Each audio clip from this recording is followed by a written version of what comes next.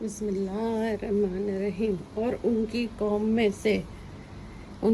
میں سے جو سردار تھے جنہوں نے کفر کیا تھا اور آخرت کے آنے کو جھوٹ جانا تھا، اور دنیا کی زندگی میں ہم نے ان کو عیش دیا تھا، کہنے لگے کہ یہ تم ہی جیسے آدمی ہیں، جو تم کہتے ہو وہی وہ کہتے ہیں، اور جو تم پیتے ہو وہی وہ پیتے ہیں، اور اگر تم نے اپنے جیسے آدمی کو بات مان لی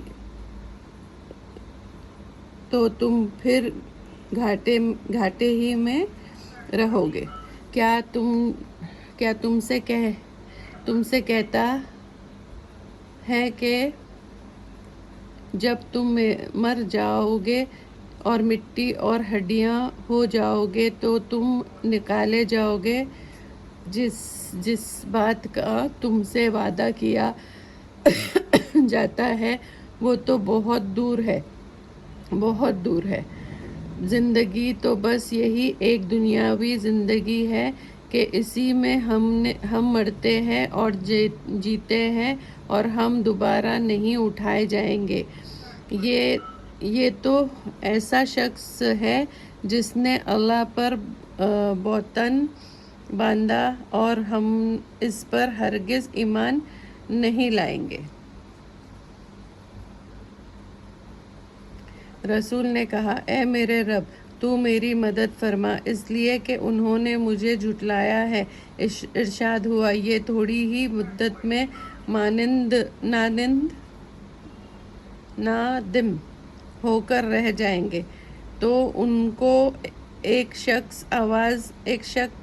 سخت آواز نے وعدے کے مطابق آ ہی پکڑا، تو ہم نے ان کو کھودا کر ڈالا، پس ظالموں پر خدا کی لعنت ہو۔ پھر ہم نے ان کے بعد دوسری امتیں پیدا کر دی۔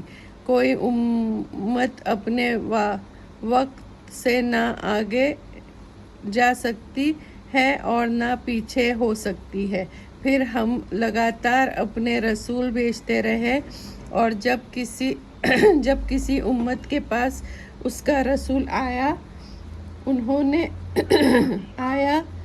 نے اس کو جھٹلایا، تو ہم بھی بعض کو بعض کے پیچھے ہلاک کرتے اور ان پر عذاب لاتے رہے اور ان کے افسانے بناتے رہے، پس جو ایمان نہیں لائے ان پر لعنت۔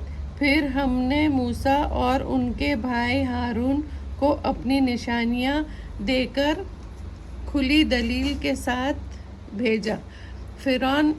فرعون اور اس کے سرداروں کے پاس تو انہوں نے تکبر کیا اور وہ سرکش قوم تھی، تو انہوں نے کہا، کیا تم اپنے جیسے دو آدمی پر ایمان لے آئے جبکہ ان کی قوم کے آدمی ہمارے خدمتگار ہیں؟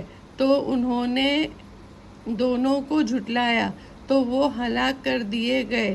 اور ہم نے موسیٰ کو کتاب دی تھی تاکہ وہ لوگ ہدایت پائیں، اور ہم نے مریم کے بیٹے عیسیٰ اور ان کی ماں کو اپنی نشانیاں بنایا تھا، اور ان کو ایک اونچی جگہ پر رہنے کے لائق تھی، اور جہاں نترا ہوا پانی جاری تھا پناہ دی تھی۔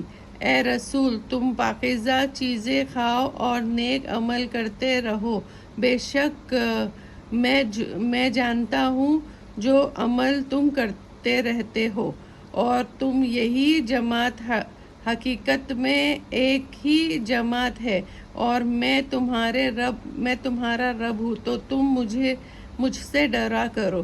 پھر اختلاف کر کے اپنے دین آپس میں جدا جدا کر دیا۔ ہر فرقے کے پاس جو دین ہے وہ اسی پر خوش ہے، تو ان کو ایک عرصے تک ان کی جہالت میں پڑا رہنے دو۔ کیا یہ لوگ خیال کرتے ہیں کہ ہم جو ان کو مال اور اولاد دیتے ہیں تو اس سے ان کی بھلائی میں جلدی کر رہے ہیں. نہیں، یہ بات نہیں ہے، بلکہ یہ سمجھتے ہیں بے شک یہ لوگ اپنے رب کی ہیبت سے ڈرتے ہیں اور یہ اپنے رب کی آیتوں پر یقین رکھتے ہیں، اور جو اپنے رب کے ساتھ کسی دوسرے کو شریک نہیں کرتے، اور جو لوگ دے سکتے ہیں دیتے ہیں، اور ان کے دل